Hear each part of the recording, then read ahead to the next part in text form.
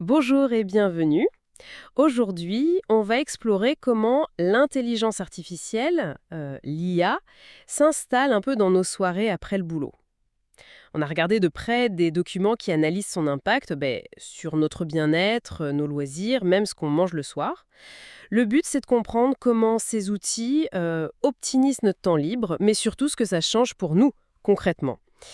Alors, allons-y. On pourrait commencer par le corps, le fitness. L'IA nous promet un coaching hyper personnalisé. On parle de systèmes qui analysent nos données perso, la variabilité cardiaque par exemple, ce petit signe de fatigue ou de stress pour adapter l'entraînement comme ça en direct. Oui, exactement. Et au-delà de juste adapter, il y a la technologie, comme la vision par ordinateur. Certains équipements l'utilisent pour regarder nos mouvements, corriger la posture, éviter qu'on se blasse. C'est assez fascinant, en fait, parce que ça peut repérer des micro-défauts, des trucs invisibles à l'œil nu. L'IA devient une sorte de coach biomécanique personnel. Ah oui. Mais est-ce que cette optimisation permanente, basée sur les chiffres, les données, est-ce qu'on ne risque pas de se couper un peu de nos propres sensations, de notre intuition corporelle? C'est une très bonne question. L'avantage, bien sûr, c'est une meilleure prévention, une progression qui peut être plus rapide. Le risque, oui, effectivement, c'est de trop se fier à la machine, de moins s'écouter soi-même. Faut trouver le juste milieu, quoi. Et j'imagine que cette logique d'optimisation, elle ne s'arrête pas à la salle de sport, non? Ça touche aussi nos loisirs, nos sorties. Tout à fait. On voit déjà des IA qui peuvent, par exemple, créer des équipes équilibrées pour des jeux entre amis, selon les niveaux de chacun. Mais ça va plus loin. Pensez au système qui nous recommande des restaurants. Ils ne regardent plus seulement si c'est près de chez nous. Non, ils intègrent nos goûts, nos régimes alimentaires, l'ambiance qu'on cherche. Et même des infos en temps réel, genre le temps de l'attente, pour nous dire voilà le bon endroit maintenant. Je vois. C'est un peu comme si l'IA voulait nous enlever toute la difficulté du choix, pour qu'on se détende direct. On peut même analyser le menu, c'est ça?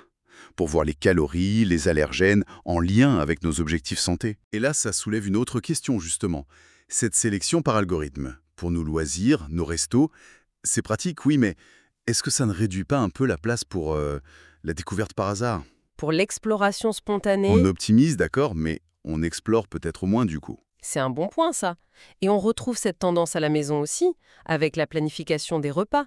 Il y a des outils AI Meal Planner par exemple, qui génèrent carrément des menus et des listes de courses, en fonction de ce qu'on aime, notre budget, ce qu'on a dans le frigo. L'impact ici, il est double, je pense. D'un côté, c'est une efficacité redoutable. On gagne du temps, on optimise le budget parce que l'IA peut comparer les prix et surtout, ça peut vraiment aider à moins gaspiller de nourriture. En ajustant les quantités, en utilisant les restes, ça c'est positif.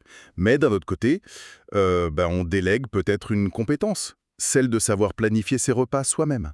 Et l'aide va parfois jusqu'en cuisine même, avec des instructions pas à pas, parfois même avec de la vision pour vérifier si c'est assez cuit. On externalise de plus en plus de petites décisions du quotidien, en fait. C'est exactement ça. Et ça nous amène au concept clé, je crois. L'IA comme potentiel, orchestrateur de style de vie.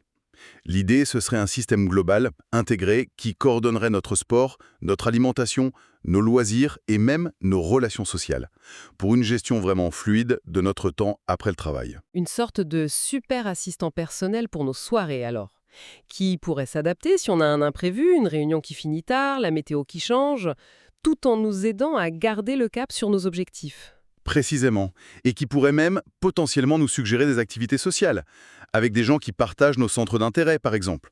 Ça pourrait renforcer le lien social. L'objectif affiché, en tout cas, c'est une optimisation globale de notre bien-être, physique, mental et social. Bon alors, qu'est-ce qu'on retient de tout ça? L'IA, ce n'est plus juste un concept futuriste, hein. Elle est déjà là, en train de redéfinir nos routines post-boulot. Elle promet une vie plus personnalisée, plus efficace. Oui, le potentiel pour améliorer notre santé, pour nous aider à adopter de meilleures habitudes, il est là. C'est indéniable. Mais il faut rester vigilant. Il est crucial que cette optimisation reste au service de l'épanouissement humain, qu'elle ne devienne pas une fin en soi, juste une course aux données. Tout à fait. Et ça nous laisse avec une dernière question peut-être pour réfléchir un peu après.